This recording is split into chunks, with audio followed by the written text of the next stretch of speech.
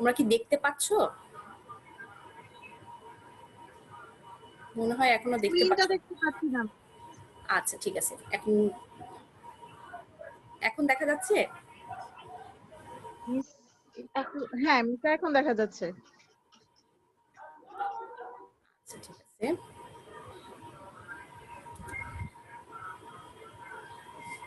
আজকে আমি পড়াবো তোমাদের সেন্ট্রালাইজেশন এন্ড ডিসেন্ট্রালাইজেশন বা কেন্দ্রীয়করণ আর বিকেন্দ্রীয়করণ। কেন্দ্রীয়করণ জিনিসটা কি, যে আমরা এর আগের ক্লাসে কি পড়ছি, আমরা এর আগের ক্লাসে সম্ভবত কর্তৃত্ব অর্পণ পড়ছি বা ক্ষমতা অর্পণ পড়েছিলাম না, কর্তৃত্বের শ্রেণী বিভাগগুলো পড়েছিলাম আর কি পড়ছিলাম, কর্তৃত্ব বা ক্ষমতা অর্পণ কি বলতে কি বোঝায় এগুলো পড়ছিলাম। আজকে আমরা পড়বো কর্তৃত্বের কেন্দ্রীয়করণ বা কর্তৃত্বের বিকেন্দ্রীয়করণ বলতে কি বোঝায়। প্রথমত আমরা জানি একটা প্রতিষ্ঠানে যখন একটা উচ্চ পর্যায়ের মানুষজন সিদ্ধান্ত নেয় তখন সাধারণত সিদ্ধান্ত গ্রহণ করার ক্ষেত্রে একটা ক্ষমতা সংরক্ষণ করা হলে তাকে বলা হয় ব্যবস্থাপনার দৃষ্টিকোণ থেকে কেন্দ্রীয়করণ।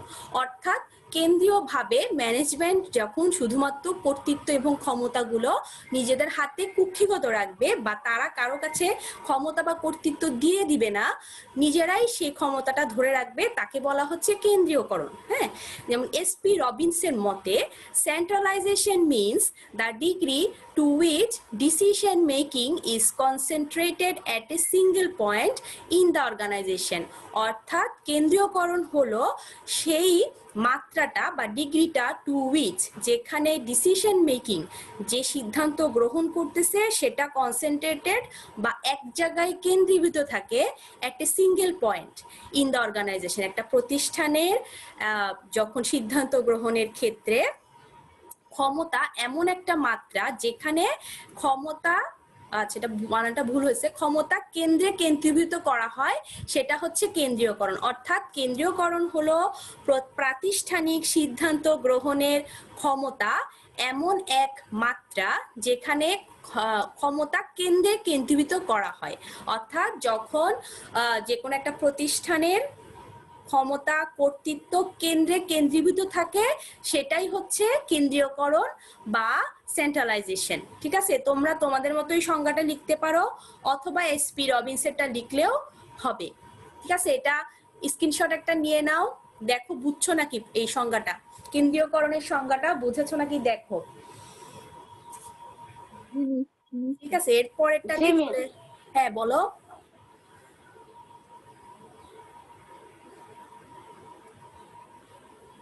লিখে নিয়েছো কেন্দ্রীয়করণের সুবিধা। এরপর হচ্ছে কেন্দ্রীয়করণের সুবিধায় আমরা চলে যাই। দেখো কেন্দ্রীয়করণে কি কি সুবিধা পাওয়া যায়। প্রথমে হচ্ছে কেন্দ্রীয়ভাবে যদি তোমার প্রতিষ্ঠানের কর্তৃত্ব এবং ক্ষমতাটা থাকে সেক্ষেত্রে প্রতিষ্ঠানের শৃঙ্খলা প্রতিষ্ঠা হয়। যেহেতু একজন মাত্র কর্তৃত্বের অধিকারী হয়, একজন মাত্র সিদ্ধান্ত গ্রহণ করে কেন্দ্রীয়ভাবে, তাহলে কি হয় সেখানে শৃঙ্খলা প্রতিষ্ঠা হয়। অনেকগুলা নির্বাহী থাকে না, অনেকগুলা ডিসিশন আসে না, তার মানে একজনই ডিসিশন নেয়, সেখানে কি হয় সুশৃঙ্খলভাবে কাজগুলা হয় এবং সবাই উচ্চ পর্যায়ের একজনের কাছে জবাবদিহি করে। তারপর হচ্ছে সেটা সমন্বয়ে সহায়তা, কেন্দ্রীয়করণ করা থাকলে বা কেন্দ্রীয়ভাবে ক্ষমতা বা কর্তৃত্ব থাকলে সেখানে সমন্বয় করতে খুব সহজ হয়। সবাই বুঝে যে আমার যে আলটিমেট বস আছে তার কাছে আমার সবকিছু কি করতে হবে, সাবমিট করতে হবে, তখন সে কি করতে পারে, এখন সমন্বয় করা তার জন্য সহজ হয় বা প্রাতিষ্ঠানিকভাবেও সমন্বয় করা সহজ হয়। এরপর সেটা নিয়ন্ত্রণ করতেও খুব সহজ হয়, যে আমি আমার নিচের জনকেই শুধুমাত্র ডিরেকশন দিলেই কি হয়ে যাচ্ছে, ডিরেকশন হয়ে যাচ্ছে। কিন্তু যখন বিকেন্দ্রীয়করণ থাকে বা অনেক জনের মাধ্যমে মাঝখানে ক্ষমতাটা ভাগ করে দেওয়া হয় বা ক্রয় ডিপার্টমেন্ট বিক্রয় ডিপার্টমেন্ট এভাবে যখন ভাগ করে দেওয়া হয় তখন নিয়ন্ত্রণ করতেও কি হয় সময় সাপেক্ষ হয় এবং কষ্ট হয়, তোমার এটাকে খুব দক্ষতার সাথে নিয়ন্ত্রণ করতে হয়। এরপর কেন্দ্রীয়করণের সুবিধা আরেকটা হলো এটা ব্যয় হ্রাস পায়। যখন অনেকজন নির্বাহী থাকে তাদের বেতন দিতে হচ্ছে কিংবা সবার কাজগুলোকে সমন্বয় করতে কিন্তু একটা নির্দিষ্ট পরিমাণের ব্যয় হয়, তার মানে যদি কেন্দ্রীয়ভাবে ক্ষমতা কর্তৃত্ব নিয়ন্ত্রণ করা হয় তখন ব্যয়টা হ্রাস পায়। আবার যে কোনো একটা জরুরি অবস্থা সহজেই মোকাবেলা করতে হয়। তুমি যদি তোমার আলটিমেট বসকে কি হয় যে উপরে যে থাকবে সোজাসুজি কেন্দ্রের কাছে যদি তোমার সবসময় জবাবদিহি করতে হয়, তখন কেন্দ্র থেকে যদি বলা হয় যে ঠিক আছে তুমি যদি এরকম করো তাহলে তোমার তো চাকরি চলে যাবে, বা এরকম একটা যদি ভয়ভীতি দেখিয়ে কিন্তু যে কোনো জরুরি অবস্থা সহজেই মোকাবেলা করা যায়। কিন্তু যদি তোমার দেখা যায় প্রতিটা উপবিভাগে ভাগ করা হয় বা কর্তৃত্ব এবং ক্ষমতা অনেকজনের কাছে বন্টিত থাকে, অনেকজনের কাছে ভাগ করে কাজগুলো ভাগ করে দেওয়া হয়, তখন দেখা যায় সহজে জরুরি অবস্থা মোকাবেলা করা যায় না। দেখা যায় যে ও মন্ত্রী মিনিস্টারের আত্মীয় স্বজন বলে যে না আমি কাজটা করবো না, আমি বা এই ধরনের যখন বড় কোনো লবিং থাকে সেই ক্ষেত্রে দেখা যায় যে ও একটা কাজ করলো বলে যা পারেন করেন, হয়তো ওর বসকে বলছে আমার কোনো সমস্যা নাই, আমাকে কি গার্ড দেওয়ার লোক আছে, এরকম থাকে না। তার মানে কি জরুরি অবস্থা মোকাবেলা করো তখন কঠিন হয়ে যায়। এরপর অনভিপ্রেত অবস্থা মোকাবেলা, দেখা যায় এমন কিছু সিচুয়েশন ক্রিয়েট হয় যেই সিচুয়েশনগুলা কি হয়ে যায় সহজে আমরা সাধারণত প্রত্যাশা করি না যে ধরনের কাজ হবে বা ওই ধরনের ইয়েগুলো কি হওয়া যায় না, সহজে নিয়ন্ত্রণ করা যায় না, এটা অবস্থাগুলো মোকাবেলা করা যায় না। কেন্দ্রীয়করণ করা থাকলে বা ক্ষমতা কর্তৃত্ব যদি কেন্দ্রীয়ভাবে বন্টিত থাকে তখন দেখা যায় সেই অনভিপ্রেত অবস্থাগুলা মোকাবেলা করা সহজ হয়। এরপর উচ্চ নির্বাহীর প্রশিক্ষণের সুযোগ, যেহেতু সে বারবার কি করে যে উচ্চ নির্বাহী আছে তার কাছেই কেন্দ্রীয়ভাবে কর্তৃত্ব এবং ক্ষমতাটা সংরক্ষিত থাকে, তখন সে কিন্তু অনেক ট্রেন আপ হয়, বিভিন্ন ধরনের মানুষদেরকে কন্ট্রোল করতেছে, পুরা প্রতিষ্ঠানের লক্ষ্য অর্জনে সবকিছুর জন্য সে একা দায়বদ্ধ থাকতেছে। শুধুমাত্র উচ্চ নির্বাহীরই প্রশিক্ষণের সুযোগ হয়। এবং যদি কোনো প্রতিষ্ঠান চায় যে শুধুমাত্র উচ্চ নির্বাহী প্রশিক্ষণ প্রাপ্ত হোক, ট্রেন্ড আপ হোক, অন্য কারো ট্রেন্ড আপ হওয়ার দরকার নেই, সেই ক্ষেত্রে কি হয় উচ্চ নির্বাহী কেন্দ্রীয়করণ করা থাকে যাতে ও সবচেয়ে বেশি ট্রেন আপ হয়, সে সবচেয়ে বেশি ম্যানেজমেন্ট শিখতে পারে। দেখা যায় অন্যান্য এমপ্লয়িরা তেমন একটা ম্যানেজমেন্ট শিখতে পারে না। তুমি দেখো কেন্দ্রীয়করণ যেহেতু সেন্ট্রাল ভাবে কর্তৃত্ব এবং ক্ষমতা নিয়ন্ত্রণ করে, তার মানে এগুলো সাধারণত ছোট প্রতিষ্ঠানের ক্ষেত্রেই কেন্দ্রীয়করণে সুবিধা পাওয়া যায়, ঠিক না? বড় বড় প্রতিষ্ঠানের ক্ষেত্রে কাজ তো অনেক বেশি থাকে, এখানে কি কেন্দ্রীয়করণে কোনো সুবিধা আনতে পারে? তেমন কোনো সুবিধা সেন্ট্রালাইজেশনের ফলে হয় না। তারপর দেখো যে এসব কাজগুলো একভাবে ফ্লো হয় এবং সেন্ট্রালি থাকলেই ভালো হয়, সেই সব প্রতিষ্ঠানে কেন্দ্রীয়করণ করলেই বেশি সুবিধা পাওয়া যায়। সাধারণত ক্ষুদ্রায়তন যে প্রতিষ্ঠানগুলো আছে সেগুলা, কিংবা যে ক্ষেত্রে কাজ নির্দিষ্ট স্থানে কেন্দ্রীভূত সেসব প্রতিষ্ঠানের ক্ষেত্রে আবার দেখা যায় যেখানে যে অধস্তনরা থাকে, যারা সাবঅর্ডিনেট থাকে, তারা ডিসিশন নেওয়ার অ্যাবিলিটি রাখে না কিংবা তারা তেমন একটা দক্ষ না, সেসব প্রতিষ্ঠানের ক্ষেত্রে কিন্তু কেন্দ্রীয়করণ করে সুবিধা পাওয়া যায়। হ্যাঁ, আবার এরপর কেন্দ্রীয়করণের অসুবিধা। দেখো কেন্দ্রীয়করণ যদিও কিছু সুবিধা আছে, অসুবিধাও কিছু আছে, যেমন নির্বাহীর কার্যভার বৃদ্ধি, যেহেতু সে সেন্ট্রাল ভাবে সব কিছু নিয়ন্ত্রণ করতেছে নির্বাহী, তাহলে নির্বাহীর কার্যভার অনেক বেশি না? অনেক বেশি, তার অনেক কাজ থাকে, সারাদিন তাকে কি করতে হয়, কাজের উপরই থাকতে হয়। তারপর স্থানীয় সমস্যা সমাধানের ব্যর্থতা, সাধারণত যে কোনো স্থানীয় সমস্যা যে সমাধান করতে গিয়ে অনেক সময় দেখা যায় সে ব্যর্থ, সে একা সব সমস্যার সমাধান করতে পারে না। এরপর সিদ্ধান্ত গ্রহণে বিলম্ব, সাধারণত এসব ক্ষেত্রে সিদ্ধান্ত গ্রহণে দেরি হয়, যেহেতু নির্বাহী একাই সিদ্ধান্ত গ্রহণ করে, সেক্ষেত্রে সিদ্ধান্ত গ্রহণে কি হয়, অনেক বিলম্ব হতে পারে। এরপর কার্যভার, যে কেন্দ্রীয়করণের কারণে কাজের অনেক ভার পড়ে নির্বাহীর উপরে। এরপর দেখা যায় সে তার কাছে কিন্তু সব ধরনের কর্তৃত্ব এবং ক্ষমতা কুক্ষিগত থাকে, তাহলে তার কি হয়, সে অটোক্রেটিক হয়ে যায়, মানে স্বৈরতান্ত্রিক হয়ে যায়, আমার যা ইচ্ছা তাই করব, কেউ কিছু বলতে পারবে না, এরকম একটা স্বৈরতান্ত্রিক সুযোগ সৃষ্টি হয়। স্বৈরতান্ত্রিকতা করার সুযোগ ছিল, এখন ওর কথা ছাড়া কেউ উঠতে পারবে না, বসতেও পারবে না প্রতিষ্ঠানে, তার মানে তখন সে স্বৈরতান্ত্রিক হয়ে যায়, মানে আমি যা বলবো তাই হবে, আমার কথা মতো সবাইকে চলতে হবে, এরকম একটা ব্যাপার চলে আসে কেন্দ্রীয়করণের কারণে। তারপর হচ্ছে ব্যক্তি নির্ভরশীলতা সৃষ্টি, ওই ব্যক্তির উপর সবাই নির্ভর হয়ে যায়, ও কি করবে, ও বলবে, ও ডিসিশন দেওয়ার পর তো কাজ শুরু হবে, ও ডিসিশন দেওয়ার আগে কাজ, ও অসুস্থ হলে কাজ সব বন্ধ, ও যদি একটা জায়গায় ডিসিশন দিতে দেরি করে তখন সব কাজ, তাহলে ওই ব্যক্তির উপর সব নির্ভরশীলতা সৃষ্টি হয়ে যায়। এরপর হলো অধস্তনদের মনোবল হ্রাস।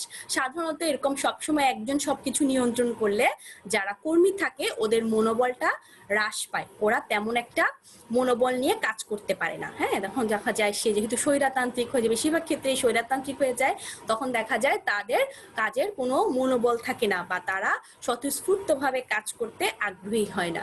এরপর হচ্ছে দলবদ্ধ প্রচেষ্টায় বাধা। সাধারণত যখন বিভিন্ন বিভাগ উপবিভাগে ভাগ করা থাকে তখন দেখা যায় দলবদ্ধ একটা দল হয় না, যেমন আমরা ক্রয় ডিপার্টমেন্ট আমরা একটা দল, বিক্রয় ডিপার্টমেন্ট আমরা একটা দল, কিংবা আমরা হচ্ছি কি অর্থ ডিপার্টমেন্ট অর্থ বিভাগ, তাহলে ওরা একটা দলের মতো ওরা একটা দলবদ্ধ প্রচেষ্টা করে। এখানে যেহেতু একজনই সবকিছুর মাথা থাকে তার মানে সব কাজ ওকে তখন একটা দল হয় না, তখন দেখা যায় একটা মাত্র প্রতিষ্ঠান, ওটা তো কোনো দল হলো, তখন দেখা যায় দলবদ্ধ প্রচেষ্টা তেমন দেখা যায় না। তারপর হচ্ছে নতুন নেতৃত্ব সৃষ্টি হয় না।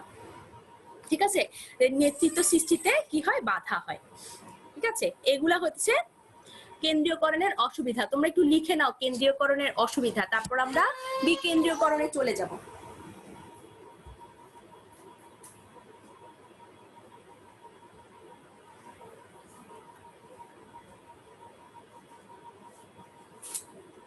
বুঝতে পারছো কেন্দ্রীয়করণের অসুবিধাগুলা?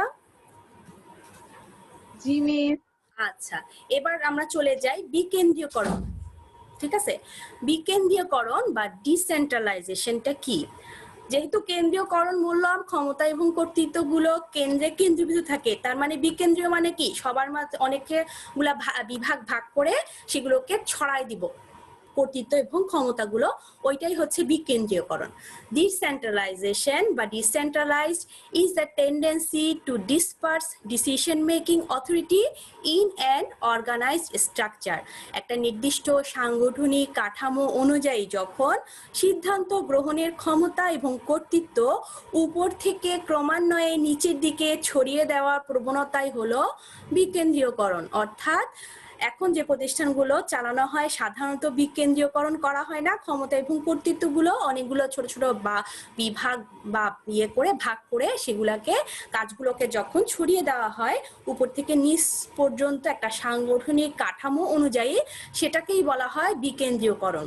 সাধারণত বড় বড় প্রতিষ্ঠানের ক্ষেত্রে এভাবে বিকেন্দ্রীয়করণের মাধ্যমে কি করা হয়, কার্যভার লাঘব করা হয়, কিংবা তোমার প্রতিষ্ঠানের যখন কর্মীদেরকে তুমি ইনক্লুড করতে যাবা, কেন্দ্রীয়করণ করলে কিন্তু কখনোই তোমার কি করা যায় না, প্রতিষ্ঠানের কেন্দ্রভাবে যেহেতু ডিসিশন নেওয়া হয় তাহলে ওখান থেকে বেশি একটা সুবিধা পাওয়া যায় না।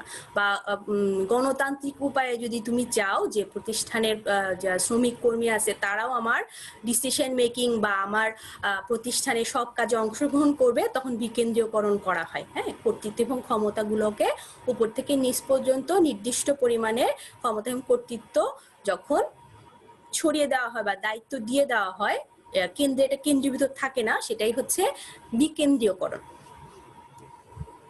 লিখে নাও সংজ্ঞাটা।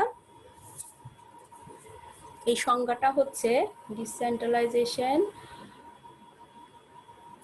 এটা হচ্ছে উইরিচ এন্ড কুঞ্জের মতে, WEIHRICH, Weihrich and Koontz, KOONTZ।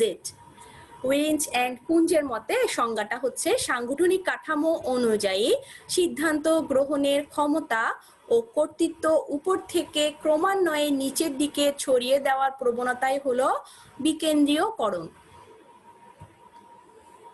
ঠিক আছে, মেয়েরা আজকে এত কম কেন? মেয়েরা মাত্র কয়জন? 4 জন তোমরা মেয়ে। এত অল্প হলে তো আমি ব্যাকআপ ক্লাস দিব না। মিস আমরা তো বলি, গ্রুপে বলি, তারপরে এমনি পার্সোনালি মেসেজ করে বলি।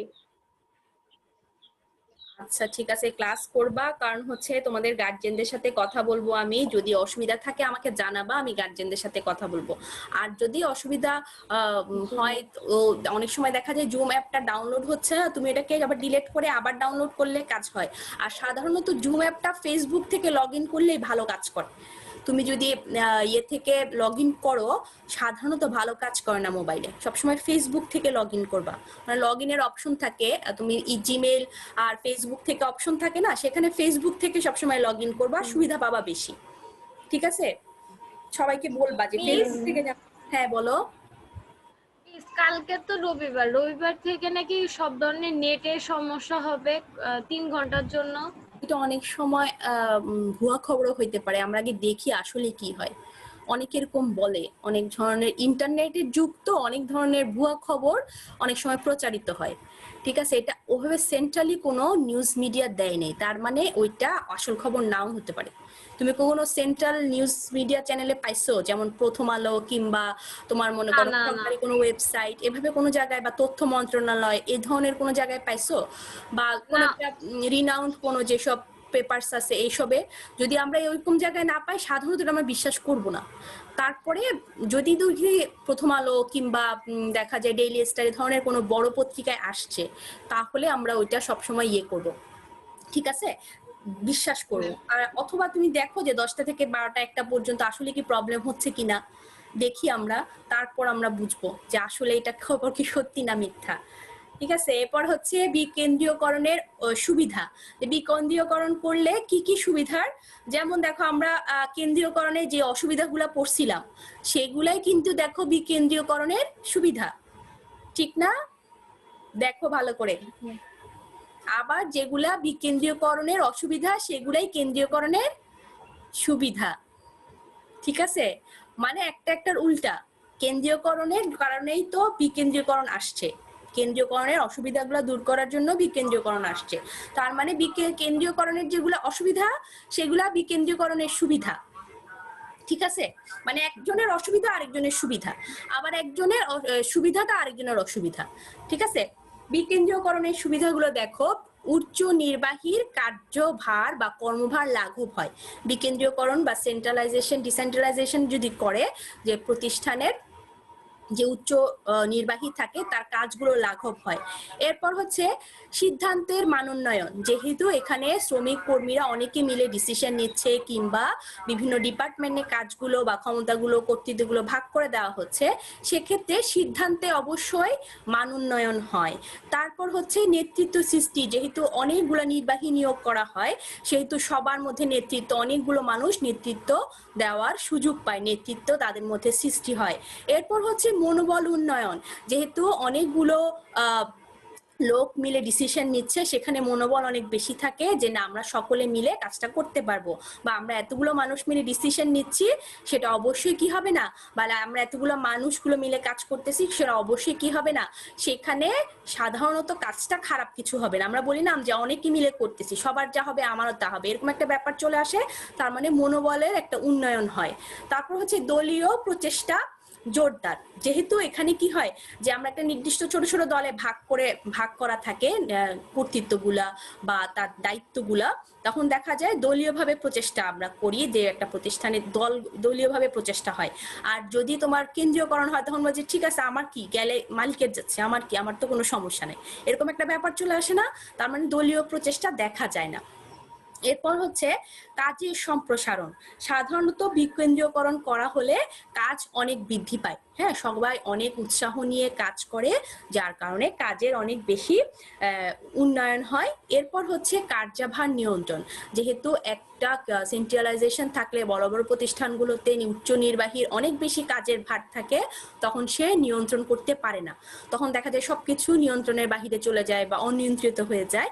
আর বিকেন্দ্রীয়করণের সুবিধা হলো কি, তোমার নির্দিষ্ট ডিপার্টমেন্টের যে নির্বাহী, সে কাজটা এক্সিকিউট করতেছে, এরপর সে প্রতিষ্ঠানের হেডের কাছে জবাবদিহি করতেছে, তাহলে ওর কার্যভারটা নিয়ন্ত্রণ করাও সহজ হচ্ছে।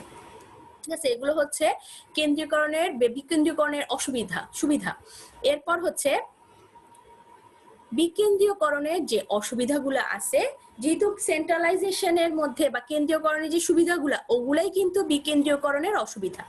ঠিক আছে, যেমন কেন্দ্রীয়করণের ফলে তুমি সমন্বয়ে সুবিধা হতো তোমার, আর বিকেন্দ্রীয়করণের ফলে অনেক সময় অনেকগুলো ডিপার্টমেন্ট থেকে একসাথে সমন্বয় করে নিয়ে আসা একটু অসুবিধা হয়। তার মানে সমন্বয়ে কিছুটা অসুবিধার সম্মুখীন হয় যদি তোমার ম্যানেজমেন্ট দক্ষ না হয়, সেক্ষেত্রে বিকেন্দ্রীয়করণে সমন্বয়ে কিছুটা অসুবিধা দেখা দেয়। তারপর জরুরি অবস্থা মোকাবেলায় ব্যর্থতা, যদি কোনো এমন পরিস্থিতির সৃষ্টি হয় যে কর্মীরা আন্দোলন করতেছে, কর্মীরা কাজ করতে চাচ্ছে না, তখন সেক্ষেত্রে কেন্দ্রীয়করণ থাকলে যেমন একটা বিভিন্ন ভয় দেখিয়ে ওদেরকে কাজ করানো যায়, কিন্তু বিকেন্দ্রীয়করণ থাকলে যেহেতু বললাম না যে একজন একজনকে দেখা যায় তুমি তোমার নির্বাহীকে হয়তো পাত্তাই দিচ্ছে না ওই কর্মীটা, যে না আমার অনেক বড় লবিং আছে, আপনার চেয়ে অনেক বড় লবিং আছে, আমাকে কিছু করতে পারবে না। তো কোনো জরুরি অবস্থা যদি হয় সেক্ষেত্রে সে কি করতে পারে না, ওটাকে কন্ট্রোল করতে পারে না বিকেন্দ্রীয়করণ করা হয়ে থাকলে। তারপর হচ্ছে কি ব্যয় বৃদ্ধি, সাধারণত বিভিন্ন ডিপার্টমেন্ট ভাগ করা থাকলে সেক্ষেত্রে তাদের সেই ডিপার্টমেন্টের যে নির্বাহী আছে ওদেরকে কি করতে হয়, ওদেরকে নির্দিষ্ট বেতন দিতে হয়, তারপর তাদেরকে ট্রেন আপ করতে হয়, যার কারণে ব্যয় বৃদ্ধি পায়। এরপর হচ্ছে অবাধ্যতা বৃদ্ধি, অনেক সময় দেখা যায় যে যে ডিপার্টমেন্ট সে তাদের মতো তাদের নির্দিষ্ট তারা তাদের মতো গোল সেট করে ফেলে যে আমরা এরকম এরকম করে বুঝাই দিব তাহলেই হয়ে যাবে। তো ওরা নিজেরাই নিজেদের গোল সেট করে ফেলে, সেক্ষেত্রে দেখা যায় প্রতিষ্ঠানের গোলের দিকে প্রতিষ্ঠানের যে ম্যানেজমেন্ট থাকে তাদের বাধ্য থাকে না, হ্যাঁ ডিপার্টমেন্টগুলো নিজেদের মতো চলতে থাকে। তো অবাধ্যতা বৃদ্ধি পায় বিকেন্দ্রীয়করণের ফলে। আবার হচ্ছে অনেক সময় সংঘাত সৃষ্টি হয়, যে আমরা যদি সবাই একজনের কাছে আমরা জবাবদিহি করতে হইতো বা একজনের কাছে, তখন দেখা যায় তেমন একটা অসুবিধা হয় না, সংঘাত হয় না। তারপর যদি আলাদা আলাদা ডিপার্টমেন্ট ভাগ করা থাকে তখন দেখা যায় ক্রয় ডিপার্টমেন্ট বিক্রয় ডিপার্টমেন্টের মধ্যে ঝামেলা, ক্রয় ডিপার্টমেন্টের সাথে যে ফাইন্যান্সিয়াল ডিপার্টমেন্টের ঝামেলা, এরকম হতে পারে না, অনেক সময় সংঘাত সৃষ্টি হয়, বা এইচআর এর সাথে ক্রয়ের সাথে সমস্যা, এ ধরনের সংঘাত সৃষ্টি হয়। তারপর হচ্ছে উপযুক্ত ব্যক্তির অভাব, অনেক সময় যে বিকেন্দ্রীয়করণের জন্য যে এক্সিকিউটিভকে যে দায়িত্ব দেওয়া হবে সেই ধরনের উপযুক্ত কোনো ব্যক্তি পাওয়া যায় না যার কাছে ক্ষমতা বা কর্তৃত্বটা হস্তান্তর করা যায়। তো এই যেগুলো হচ্ছে বিকেন্দ্রীয়করণের অসুবিধা। ঠিক আছে, এগুলো বুঝতে পারছো? যে প্রশ্নগুলো পড়ালাম সেগুলা বোর্ডে একবারও আসেনি, ঠিক আছে? তারপরও বিকেন্দ্রীয়করণ কেন্দ্রীয়করণের কাকে বলে সংজ্ঞা এগুলো আসে, যে প্রশ্নটা আসে সেটা হচ্ছে তোমাদের অ্যাসাইনমেন্ট। দেখো 2016-তে আসছে, 19-এ আসছে, এবং বোর্ডে একটা কোশ্চেনই আসে কেন্দ্রীয়করণ বিকেন্দ্রীয়করণের মধ্যে পার্থক্য। আর যদি পরীক্ষার মধ্যে আমি দেই তাহলে এই প্রশ্নটাই দিব, ওদেরকে বলে দিলাম কেন্দ্রীয়করণ আর বিকেন্দ্রীয়করণের মধ্যে পার্থক্য দিব। 2019-এ আসছে, তোমাদেরও আসতে পারে। যদি প্রশ্ন আসে হয়তো আসবে কেন্দ্রীয়করণ ও বিকেন্দ্রীকরণ বলতে কি বুঝো, অথবা কেন্দ্রীয়করণ বলতে কি বুঝো, হ্যাঁ। আর ছোট প্রশ্নের মধ্যে হয়তো সুবিধা বা অসুবিধা আসতে পারে, বছর এমন আসে নাই, আসতে পারে না এমন কোনো কথা না, এবারও আসতে পারে হয়তো। আর কেন্দ্রীয়করণ বিকেন্দ্রীকরণের মধ্যে পার্থক্য 16-তে আসছে, 19-এ আসছে, এবং এটাই তোমাদের অ্যাসাইনমেন্ট, যে কেন্দ্রীয়করণ বিকেন্দ্রীকরণের মধ্যে দরকার হলে তোমরা সব ফ্রেন্ডরা মিলে যাদের কাছে যে রাইটারের বই আছে মিলে মিনিমাম 15টা পার্থক্য লিখবা, সাবজেক্ট সহ, পাশে সাবজেক্ট দিবা, সাবজেক্ট লাইন, ঠিক আছে? একটা সাবজেক্ট থাকবে, ওকে? অনেকটা দেখো বইয়ে যেভাবে আছে এভাবে ওকে, লাইন অনুযায়ী 15টা মিনিমাম। বিকেন্দ্রীকরণ হ্যাঁ, কেন্দ্রীয়করণ আর বিকেন্দ্রীকরণের মধ্যে পার্থক্য মিনিমাম 15টা সাবজেক্ট দিয়ে লিখে